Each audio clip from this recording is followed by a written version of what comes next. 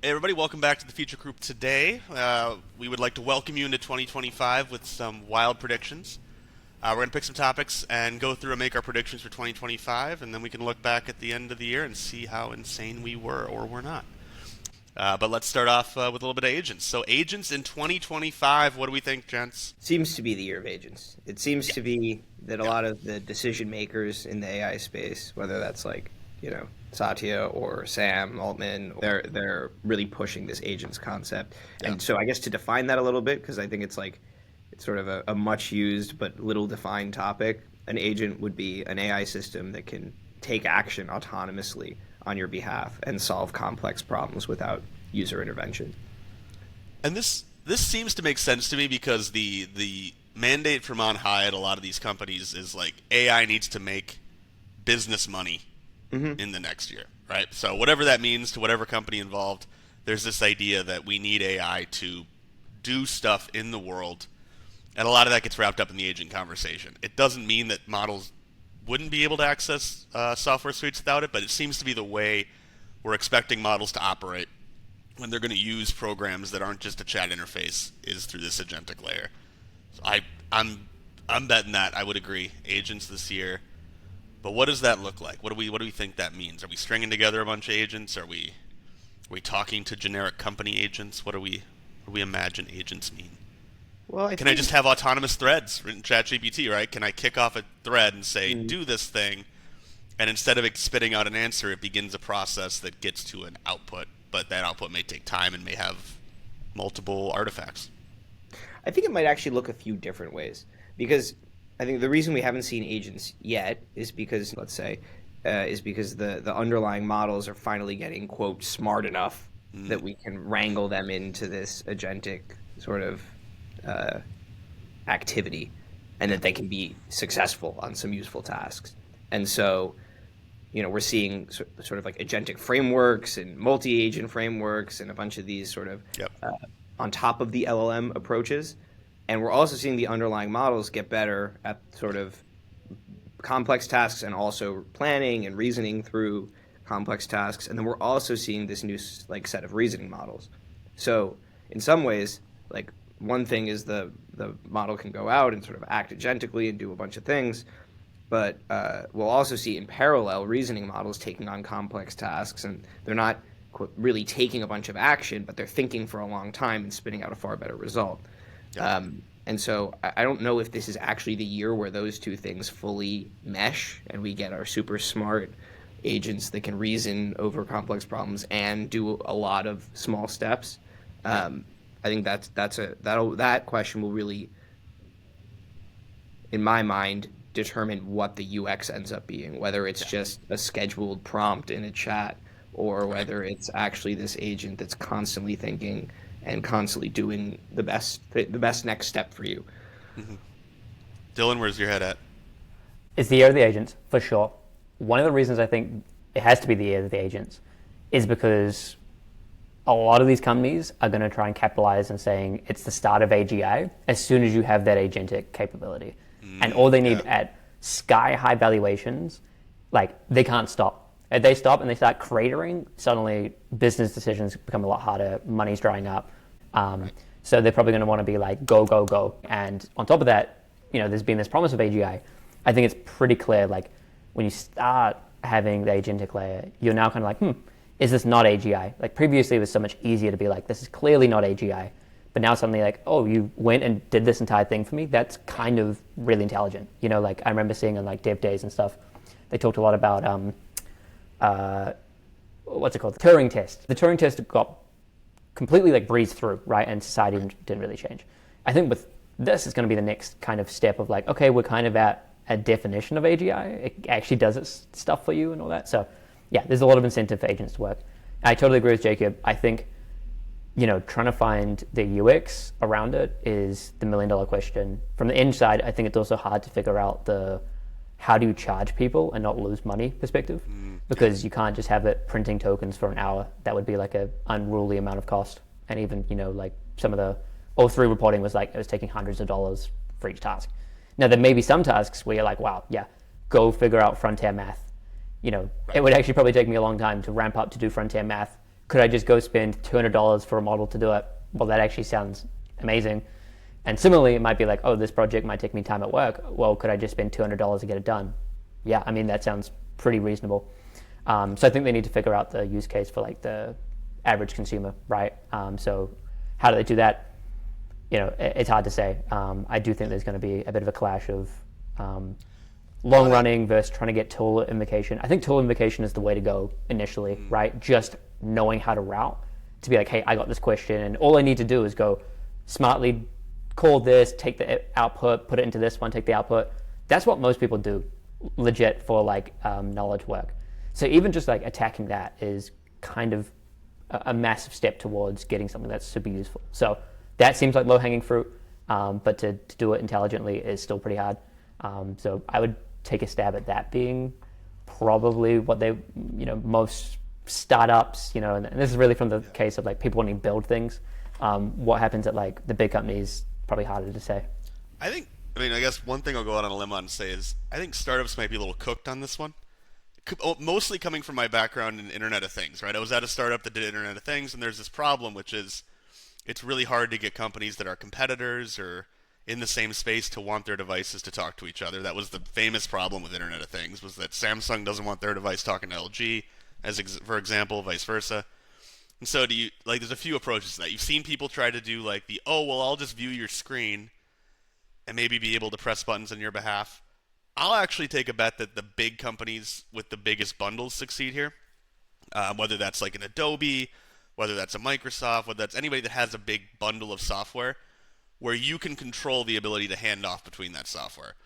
A little bit of bias showing here because we are working at Microsoft, but we're definitely not high enough to know these plans. But I think that conceptually makes sense to me that it will be easier for companies with a big software suite to make these handoffs happen. Whereas if I'm a generic startup, it's very hard to get my software to work with someone else's software unless some innovation happens. But even if I can get a web browser, even at that level, will the browsers let me do this? There's a lot of ways you could stumble.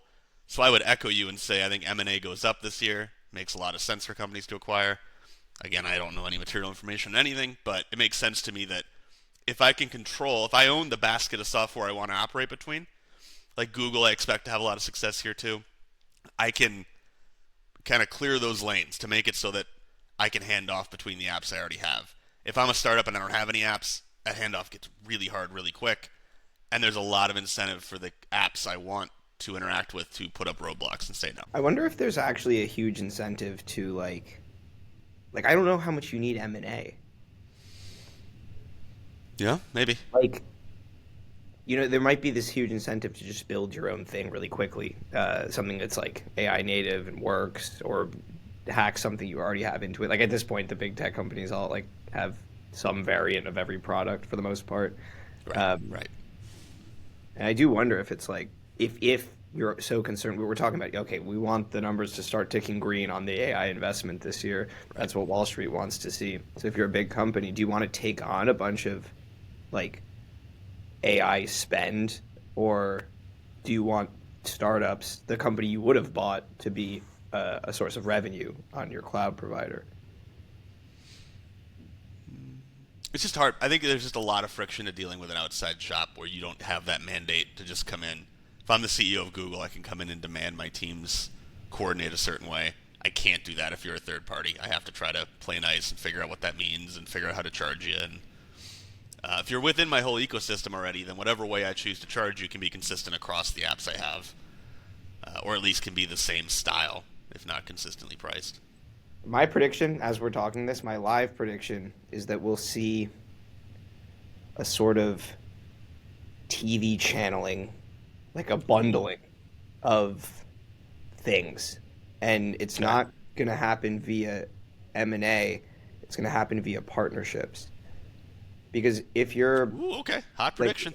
If I'm the CEO of a big tech company that's like trying to shepherd us into the AI age, I want these data sources that Chris is talking about, or action sources, whatever they are, like things that that the AI can either do or read, learn, whatever.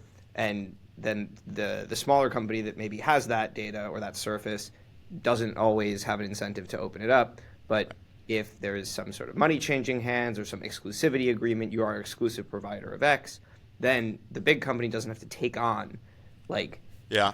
these other smaller companies, and who even knows what happens to news or healthcare or whatever in the next Right. 10 years. And so as a tech company, I don't even need to bet on that. I just need to pick the ones that are going to pull in users now, and then we can roll with the punches in the future. And then if these guys go under, we're not screwed. Right. And this is how OpenAI is doing it. They're not acquiring news sites. They're making partnerships, right? We don't really know the details of those partnerships. I think that's a great example on the research front. They've done a lot of partnerships. I keep thinking on the application layer, if I want to go from Gmail to a Google Doc, from that to deploying on Google Cloud or Microsoft, same idea. That's so in-house, and I can do that. And that solves a lot of business use. To Dylan's point, there's a lot of business use cases that are just moving information between the stacks in my existing company. And if I can do that in some automated way that's easy to command, there's business value there right out of the gate. And then I think you raise a good point that, like, how do I extend that business value? How do I say, well, looking at my portfolio, I have these gaps in the business process. Like both Microsoft and Google don't have design, right? Like that's neither of them own the world-class kind of design layer. And so they may have to do partnerships there where it's like, will Figma, will Adobe, will somebody let them export, import from their design layer in order to allow for the whole app development thing, right? I can make my spec doc in Google Docs or Microsoft Word. I can have a UI. That's going to have to be third party. But then I can take all that and deploy it on my internal cloud provider, Azure, Google Cloud, whatever it may be. So a prediction there is like I think Google and Microsoft have a really good position there. This all makes more sense to me in enterprise than it does on consumer right now. I can't quite square it on consumer. So the dark horse here is Apple, where Apple could make some meaningful change to their app requirements where you have to allow some level of engagement or heavily incentivize it somehow. Right, you're going to get promoted if you allow Siri to be able to dip into your app, do things, pull things out. Maybe that's how they solve consumer. Because if Internet of Things is any indicator, the only companies that won on that were Apple and Google, and even Apple more so, because they could just really control HomeKit and say, oh, if you want an IoT device, it better work with HomeKit. Or we're just going to really not be thrilled to promote that. Right. It's like, but I think they almost already have it. Like, the way big platforms solve that problem is they make a marketplace and they have like extensions or plugins or something, Siri shortcuts, and so it seems like if I actually think about this and like think whether we're thinking about consumer or business, like who hasn't already opened up their APIs via some plugin or extension on the major platforms, either if it's a work thing on like Microsoft or if it's a personal thing on the App Store and then in the sort of Apple ecosystem. And the holdouts, the only major holdouts I can think of are like ones that have some like outsized incentive to do so. It's like Spotify will always like, not plug into Apple's new API or whatever. But it seems like everyone else has that incentive already. So if we're mapping that, there would need to be some big change in AI. Like an enterprise, a fun thought experiment might be Salesforce or Adobe, right? We're like, no one's going to meaningfully bet that either of those companies are going to take over and be the full agentic layer for business. Like I don't, maybe they do, but I would never bet that. I think they're clearly just one part of a business process. And so how do they handle that, right? They go like, we don't want to get eaten alive. We want to make some money here. So maybe they do partner. Maybe they agree to a certain amount of some sort of transaction layer where getting stuff out costs a certain amount, running analysis costs a certain amount. And that could be the gap for startups, right? If you manage to make one that is much cheaper to do AI work on, maybe that's an incentive. At a smaller business scale, I don't think startups can make such an impact on enterprise here, but maybe consumer, maybe small business. Yeah, it'll be interesting to see. Like, and this is sort of a transition into content. Like, you brought up Salesforce and Adobe there. Yeah, Salesforce.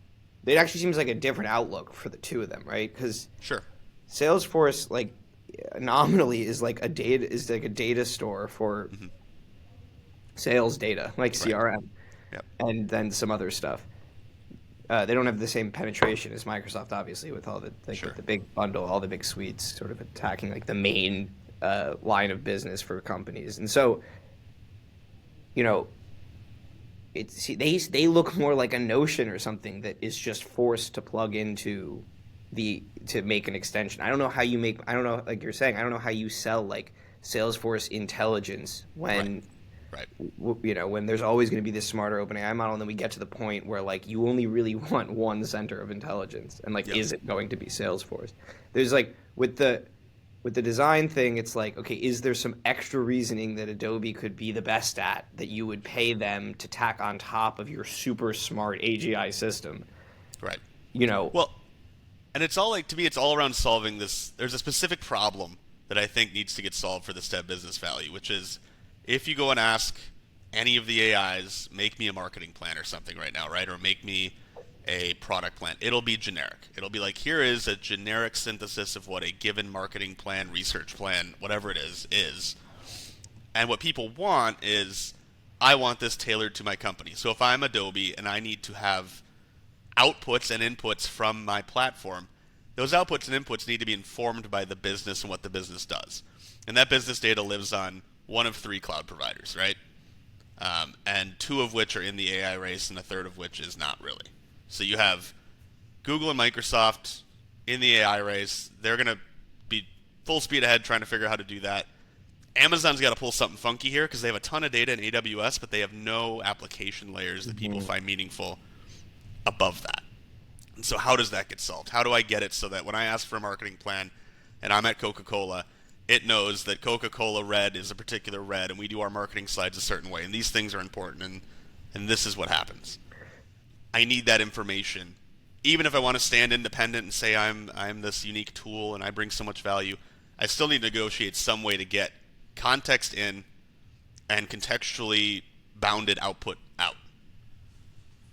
yeah, I think there's like in the short run, this is more of a question, right? Like if we're actually talking about like, you know, in the 2025 conversation, for sure, there's like, you know, how do you get this back and forth? How do you get more fine-tuned control, right? And then when you start looking out into the long run, it's like, okay, well, if we're saying it's some like AGI system, then you can kind of abstract away some of that and say like, oh, the system just kind of spits out the right thing. So It is a problem for consumer though. Like I think there's eventually a segue later on for like hardware, but like how we get a complete picture of your life, because it's much easier in the enterprise setting. And I think that's why enterprise has such a leg up and there's such a clear space for like how you'll get value there. In consumer though, you know, you don't want to have to be like, you know, I see so many people struggle to use like ChatGPT because they'll type in and they'll be like, oh, like, why didn't it know I had like a 10 a.m. appointment? Like, I can't just like work now. It's like, dog, like you didn't tell it that. Like, what do you mean? Like, it's going to assume something generic. But how do we get that entire view of your life? And then, you know, garbage in, garbage out. People typically in their personal lives are not tracking in task software and making sure everything's written up and like, oh, I like this, not that. Whereas in work, it's a little bit more obvious why you would do that. And, you know, you're maybe forced to do it by your boss, and that will now make it a lot easier to have these things. But I think that is an interesting case in consumer. And I think it's, again, like $1 million question. Maybe agents start helping to like try and solve that of like, hey, go skim through your emails. Now there's obviously a data privacy thing of how did, you know, users give permission, right? Like where does that stop? And then maybe again, Apple could be a player here where they're like, yeah, we're just gonna like, you know, forget all the privacy stuff. If you want like good intelligence, you have to like give these permissions, or they just bombard you with like allow or stuff like that. So anyway, no firm predictions there, but I think that is something maybe like 2026 onwards where, you know, we're gonna have to start thinking about that now of, you know. Well, there was a prediction in there. Enterprise succeeds early, consumer succeeds later in the agentic world. I think is what I heard there. Apple being, I agree, Apple's a complete dark horse there of like, they have probably the most robust set of consumer data out there, and they have a lot of consumer trust. So I echo that. They're probably going to pull a classic Apple, which is wait, see how things play out, and then bring their solution forward and act as if the market has never done anything like it before. But I think Dylan's point is very important, that it's like at work, all that information is there somewhere. Yeah, and in your personal life, most of it isn't. Like, yes, Apple has the greatest data store, consumer data store, especially if you count the access that you like, the cookies that it saves and the passwords that it saves and all that stuff. But like a lot of the information you need, with the exception of like financials and stuff, right? It's like, oh, it's actually not there. People don't save it. There are apps for it. There are journaling apps. Right. There are Yep. task apps. There are all these things. Reminders, calendar. The vast majority of people do not use them, do not save anything in them. They have their like wife's birthday in there, so they don't, with like a 3 reminders or whatever, right? But like that might be it, right? And so it's like I have to say, over time, when ChatGPT shipped their memories feature, it didn't know me at all. It had no memories. Yeah. And at this point, there is more information about my general interest, what I'm working on, what I'm doing, than there is in my Notes app. That's a good point. That was a crazy thing to see flip. And so we hear these like, sure, Apple has your reminders app that's been on your phone since you've had a smartphone, and it has all your reminders forever. But it's got like these weird, like useless reminders about like some receipt you never, like something you never returned 2 years ago. Right. Whereas if you have a system that's like maintaining the list itself, then you can jump ahead of an existing system. Just if you are the first one to implement the self-learning system and you have the sort of real-time capture from user conversation. So when I hear rumors about ChatGPT tasks and how they're kind of just like scheduled prompts or something like that, well, actually, I'm hoping there's a little more there. Like, I'm hoping that in the same way that ChatGPT can elect to save a memory, based on what we're talking about, it should be able to elect or suggest tasks that I could very easily or automatically save to that store, so that it knows and it, like, even if I'm never looking at the tasks, right? It's saving them in there, and it knows its work it needs to do, has something to return to when we're not chatting, and there's like empty compute in the middle of the night or whatever, right? I agree with advanced voice mode as a data input mechanism. I think that's a really great point. That like fluent, beautiful conversation with an AI assistant that'll get better and eventually you'll just really love talking to does give an increasing data advantage. You still run into this hard wall of like, I got all this context, but am I allowed to push buttons in the software applications you want me to? I have no idea. Maybe. And maybe they can make a convincing case for it. Maybe there's some way to do that.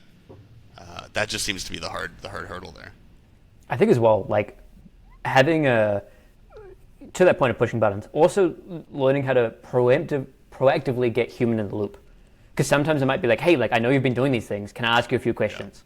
Because people do not want to go and like track all these things by themselves. Yeah. But if someone was like, hey, can I just like talk to you for a bit? Most people, and you know, you can see this in lots of work studies, if you get an email or inbound, most of the time you feel obligated to respond. I feel like AI companies can use that as a way of getting the data they need. Because like to Jacob's point, like he's a power user, he used ChatGPT, the memory's got good. If you're not using it, you're just not going to get to that point. But if it said, hey, like just talk with me for a little bit, like I've got this thing, like how would you do this? Or like, you know, like when's your next this or that? I don't know how that works or what the UX is, but that might be a way of getting around it as well. So getting human in the loop. It's also not even that necessarily reaching out, right? It's just like having the constant signals, right? Like all they need to do is pop some little give me access to XYZ. And this gets back to your, like what you were saying before, Dylan, of like, oh, well, how do agents actually look? Because it's too expensive to just run them all the time and be inferencing all the time. Yep. I don't know if that's a foregone conclusion. Like one of the only ways I can think of agents working is like basically going on AWS or Azure and like getting a compute instance that is just you're renting constantly or is always warm. So like to your point, maybe using it at different times might be the way of getting around it, right? Like, you know, cost is cheap at certain points, you know, energy is cheap. Then you actually run some of these workloads during the day when people are trying to spam like your current state of the art. Maybe you like reduce the amount of agentic stuff and let it like run overnight. So you're right. It actually shouldn't be a foregone conclusion. We shouldn't just be like, oh, I can't. You're very right. There might be like really smart ways to do it. Like I think necessary for agents is both the ability to solve complex tasks with a lot of compute, but the vast majority of tasks are not complex. So the other thing you also need is the ability to just agentically reason with little compute or for low cost. Yep. All route. Very close to. Like the O1 Mini or even 4.0. The 4.0 mini is a tiny model. Supposedly, it might be there was chatter on Twitter that it might be like an 8 billion parameter model, which is something you could like run on a modern phone. So that's pretty significant, right? It's like the instance required to actually be running all the time, especially if it's doing its own internal routing and, like Dylan was saying, is like picking low traffic times for the compute intensive workloads. It can be, we're very close to the point where you can be constantly reasoning over your notifications, your emails, blah, blah, blah, everything that's kind of coming in all the time. And the limit is just, Are you done with the last reasoning thing you were doing? I think this sort of gets us into the model conversation.